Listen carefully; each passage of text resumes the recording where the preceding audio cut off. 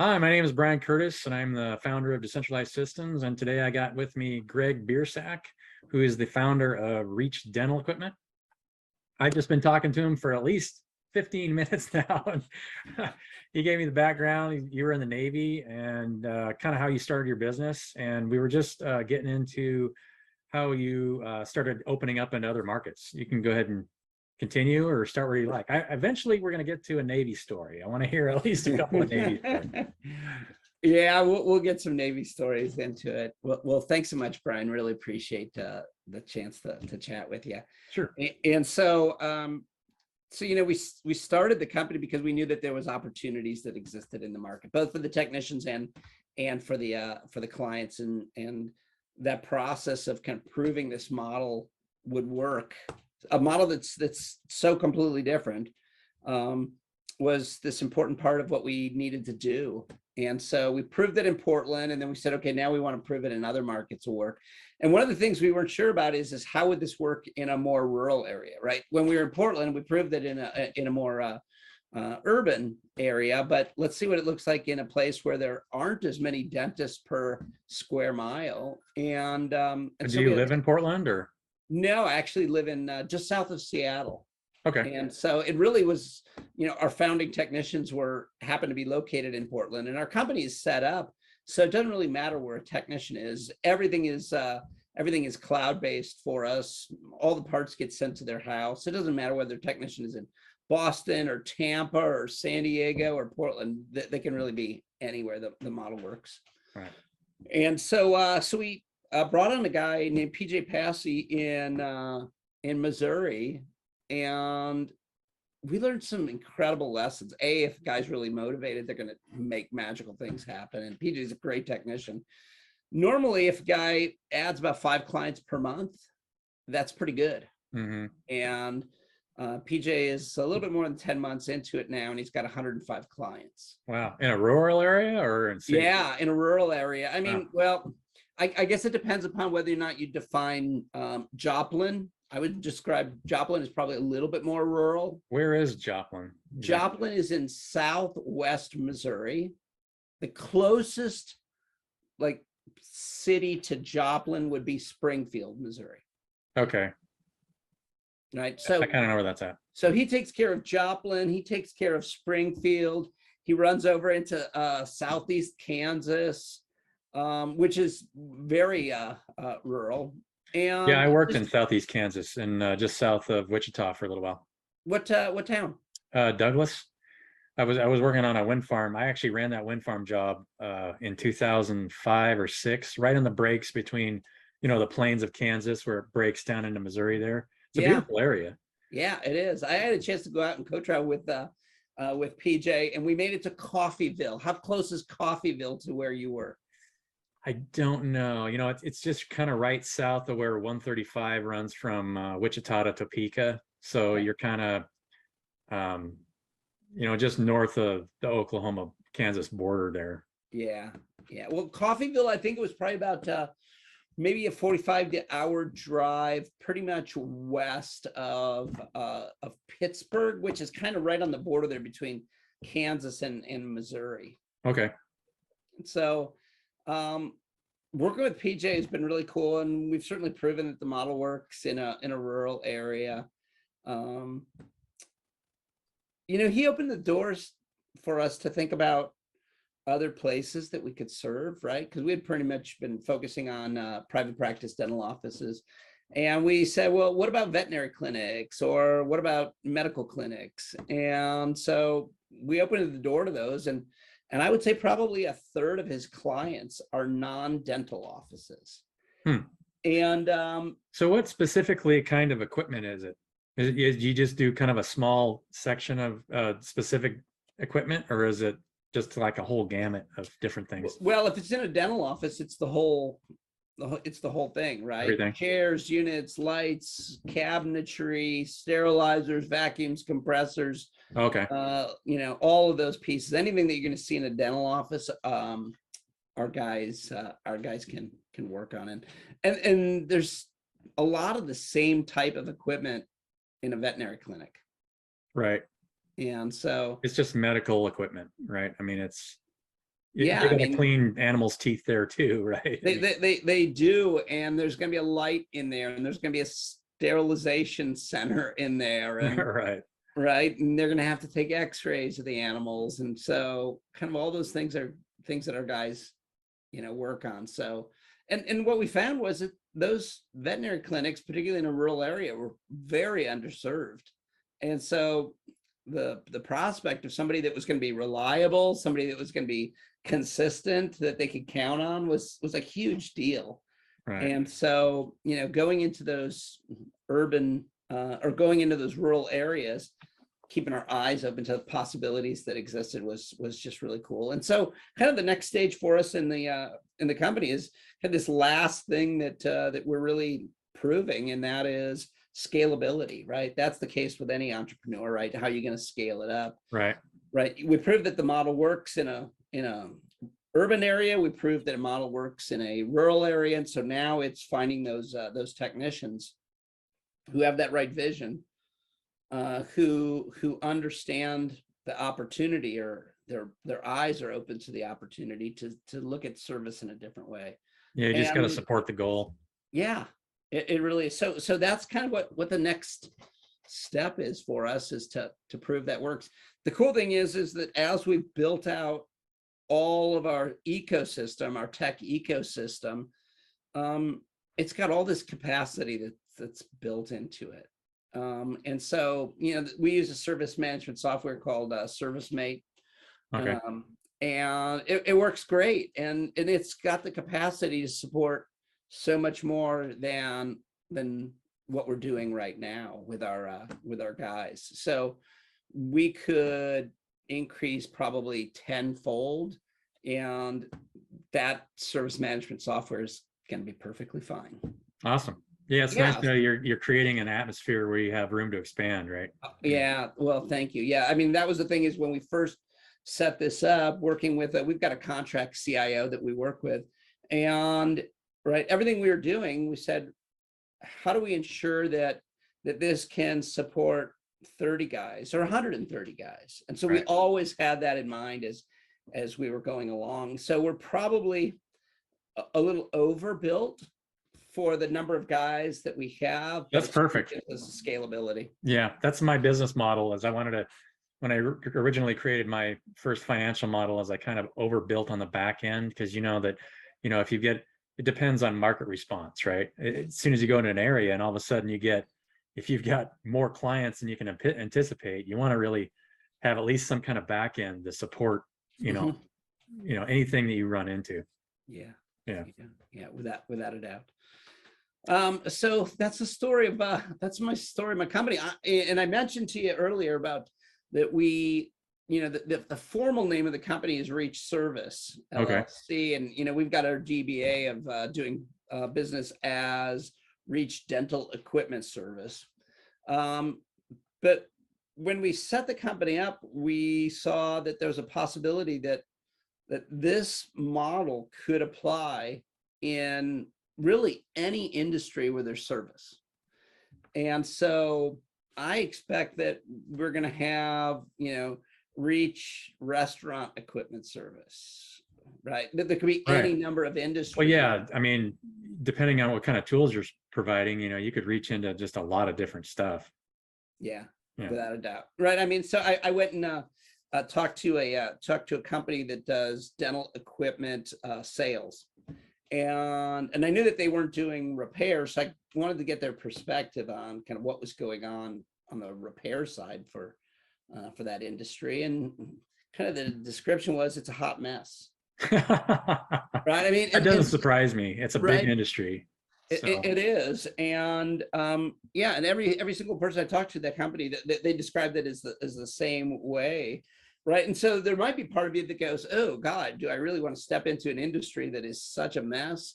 Or do you look at it and say, ooh, opportunity, right? If you can create some semblance of order in a place where there's chaos, there's chance for you to be able to, to succeed and do some pretty cool things there. And so that's pretty exciting to me. And I'm talking to a guy in Colorado now who grew up in the restaurant industry, and he's pretty excited about our model. So we'll see how it goes. I think that those concepts that we've learned, the systems that we've built, could absolutely apply, and we'll see how that unfolds.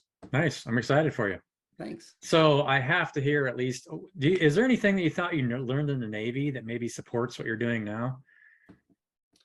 I think probably the relationships that that we developed, kind of the leadership style that was developed in serving your troops. I think that was probably, without a doubt. And I worked with some incredible folks, and I always took the approach that if I could help them, and this is a real important part that I learned as an officer in the Navy, that if you help your troops be successful, if you care a lot about them, if you support them, if you serve them, if you focus on all the things that are going to help them be really successful at your job, then I think you will end up being successful as an outcome of it. Oh yeah. I think definitely. if you're so focused on your own success, and you lose sight of the success of the people that are working with you, for you, your success will ultimately be compromised. Well, So they are your success. I mean, you'll learn that eventually. You know, that's something that I learned a long time ago, and I learned it on that wind farm job that I was talking about. You know, if you have 50, over 30, 40, 50 people working for you, you figure out, it doesn't take too long to figure out that you're serving them. You know, they're not serving you. I mean, without a doubt, all you're doing is serving the animal and making sure that it's running correctly. And you know, if you ever, you're working harder than anybody. You know, you always end up working harder than any one person, because you're serving, you know, all these people, and they all have different needs, and they need to be able to communicate in the right way to grow here and here. And yeah, it's a lot of work, but it's very rewarding. well, without a doubt, that was kind of the experience I had. And I think that people oftentimes think that kind of the military experience and the leadership from it is very much kind of a top-down authoritarian approach. Yeah, you know, if you don't do your job, I'll put you in the brig, right? Kind of all that type of thing. And I guess just my experience was different. And maybe it was the squadron that I was in. Maybe it was the leaders I had a chance to work for that taught me. But I kind of felt like my guys they'd run through a brick wall for what we were doing if they believed in what we were doing and they believed in me. And I think that comes from, as you were talking about, right, taking care of your folks. Yeah, So, relationships are everything. If people feel like, you know, if we're all supporting each other in a group, there's nothing that group can't accomplish, right, as a whole. Mm-hmm. Yeah. But when it breaks down, you know, then everything breaks down. So yeah. There's both sides of that coin. I've experienced both. Yeah, I have too. I've seen situations where a good book, and we were talking earlier about Ohio State, and a good book that I read was called Above the Line. Urban Meyer wrote the book, and cooperation with somebody else, and it kind of talks about above the line behavior and below the line behavior, and if you're above the line, purpose, intent, and skill, and you're focused on those things, then when there's some type of event that occurs, your response is going to be more positive too. It's going to create better outcomes. Where I'm sure both been in environments too, where the environment is more blame, complain, and defend, right? Yeah. Right. And when that's the type of environment, that the responses when there's events that occur usually are really negative. They're going to create negative outcomes. Yeah, they create these survival responses, the individual survival responses, and then nobody's talking or communicating correctly because they're in this fight or flight response, right? And so creating the fight or flight response in a group is a really bad idea for group development. Yeah.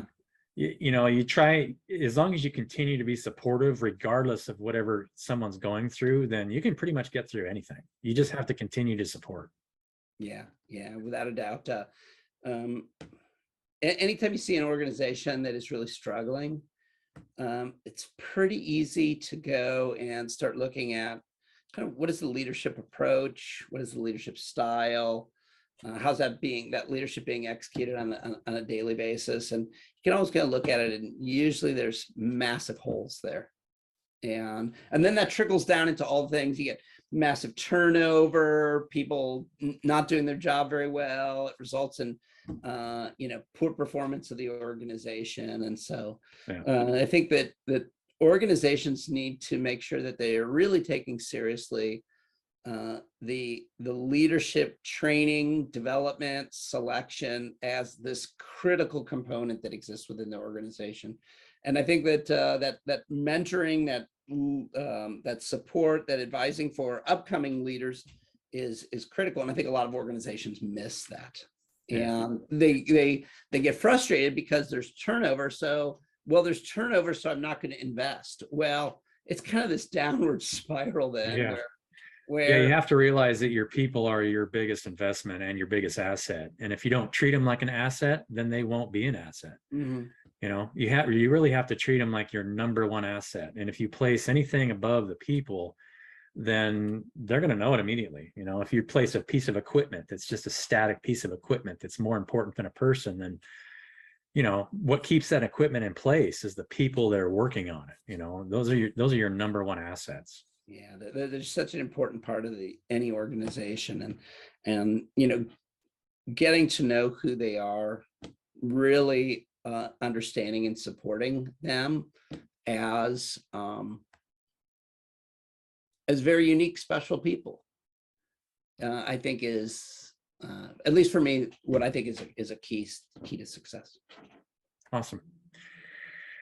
Well, it's been really good talking to you, Greg. I had a good time. You got to give me one Navy story before we leave. So just give me one story, one of your favorite stories, maybe something that happened overseas, whatever. I don't care. Yeah. Let's see. Let me think about that. Yeah. Yeah, and I want to make sure that it's a good. I mean, I was fortunate that I got to travel an absolute ton. Where was your favorite place to go then? Or the favorite place? So there's a pretty good story. So our squadron had a VIP aircraft, and and if you were lucky to get selected to be on the VIP crew, then you got to fly people around to different places, mostly admirals, right? So 7th Fleet or different admirals that are in the area. So I was flying out of Guam, and so we ended up taking the admiral and his wife to a few different places in the Pacific, because the admiral likes to go and meet with the dignitaries in different countries, right? Or just whatever's local to wherever you guys are at. Part of what they do. And so we ended up going to Singapore, and I'd never been to Singapore before, and had just an absolute blast in Singapore. Clean, safe, all those things that you think about, super efficient. Food was absolutely amazing. We got to stay in a really cool hotel because we were with the admiral, and the airplane broke. So we were only supposed to be there for like 2 days, and we ended up being there for about 7. Okay. The windscreen, for whatever reason, I don't know how it broke, but it needed to be replaced. So that meant that another one had to be shipped in. It took a little time. The airport was closed for a day. Once they repaired it, then it had to make sure that it was cured for enough time. And so it was quite the cool boondoggle of a trip that got me to really appreciate and love Singapore. And so that Singapore is pretty big, right? I mean, Singapore is, I think, one of the bigger cities in Southeastern Asia. I don't know from a population standpoint. I mean, it's relatively small from a geographic standpoint, right? But it was a really cool place to hang out for a handful of days. So yeah, I'd really like to make it over there, anywhere in Asia. I haven't been to Asia yet, so I'd love to see it. Yeah, there's lots of sacrifices that you make being in the military. There's no doubt about that. And the kind of the expression is, you've got to learn to be more than flexible. You have to be fluid, right? And that's part of because there's all these changes that always occur. but in exchange for a lot of the sacrifices, there's some really cool things that happen as well. And for me, some of the really cool parts were the travel I got to do, like Korea and Japan and the Philippines and Malaysia and Singapore and Australia and New Zealand, and then flew a lot out in the Middle East, and spent a ton of time out in Bahrain. And really enjoyed that experience too. I was out there during Desert Shield and Desert Storm, and we were flying an absolute ton. But you know, there was days, particularly early in the war, where we had enough freedom and flexibility to go out into town and enjoy that in Manama, Bahrain. And so yeah, probably the best part of my story is I got to travel a ton, and I had a lot of fun doing it. And Singapore was probably the highlight. Awesome. Yeah, my brother was in the Air Force, and he was in pararescue, so he was all over the place. He even volunteered to do a National Geographic expedition across, I think, the third largest glacier in the world in Iceland. And just hearing about all the cultures that he got opportunity to go through, you know, all over the world, was pretty amazing. I think I would just be more interested in the culture and the people more than anything, because there's just so much to see, you know, everywhere, that I'm actually excited to kind of start that chapter here in a couple of years. I would like to do a lot of traveling in Asia, Europe. There's just so much that I haven't seen yet. I've been all over the United States, but I really want to get out of the United States for a while. Yeah, I can understand that and appreciate that. And my wife and I love to travel as well. And so I'm probably, I don't know, maybe 5 to 7 years from kind of either retirement or semi-retirement, and we intend to travel a lot. And so that's a cool goal that we're excited about. In fact, kind of part of the process is that we will go actually live in a country for a couple months, rather than just going in, you know, for a couple of days. Right. Finding a place through Airbnb or Vrbo or whatever, and get to know your neighbors. Yeah, really. I mean, to me, that's that chance to really be ingrained in the culture, and to appreciate that. So we're looking forward to that. Right. Well, thanks for joining me today, Greg. Hey, Brian, it was my pleasure. Yeah.